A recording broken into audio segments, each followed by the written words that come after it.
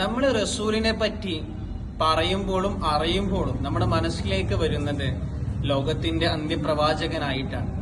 എന്നാൽ റസൂലിന്റെ ബാല്യത്തെ പറ്റി നമ്മളൊന്ന് ചിന്തിച്ചു നോക്കിയാൽ നമ്മുടെയൊക്കെ ഹൃദയത്തെ സ്പർശിക്കുന്ന ഒരു കാര്യം കാണാൻ സാധിക്കും. റസൂൽ ജനിക്കുന്ന മുമ്പ് തന്നെ തന്റെ പിതാവായ അബ്ദുള്ള ഈ ലോകത്ത് നിന്ന് വിട പറഞ്ഞിരുന്നു. ജനിച്ച തന്റെ 6ാമത്തെ വയസ്സിൽ പ്രിയപ്പെട്ട മാതാവ് ആമിന ബേബിയും, അങ്ങനെ ജനിക്കുന്ന മുമ്പ് പിതാവ് നഷ്ടപ്പെട്ട, തന്റെ ബാല്യത്തിൽ മാതാവിന് നഷ്ടപ്പെട്ട ഒരു പിഞ്ചു ബാലൻ, ബാല്യത്തിൽ മാതാവിനും പിതാവിനും നഷ്ടപ്പെട്ട ആ പിഞ്ചു ബാലൻ അനാഥരോട് അതുകൊണ്ട് തന്നെയാണ് അത്രമേൽ കരുണ കാണിച്ചത്. റസൂൽ അനാഥരെ ചേർത്ത് പിടിക്കാനും സ്നേഹിക്കാനും നമ്മെ പഠിപ്പിച്ചിരുന്നു. നമുക്ക് ചുറ്റും ഒരുപാട് അനാഥരായ മക്കളെ നമുക്ക് കാണാൻ സാധിക്കും.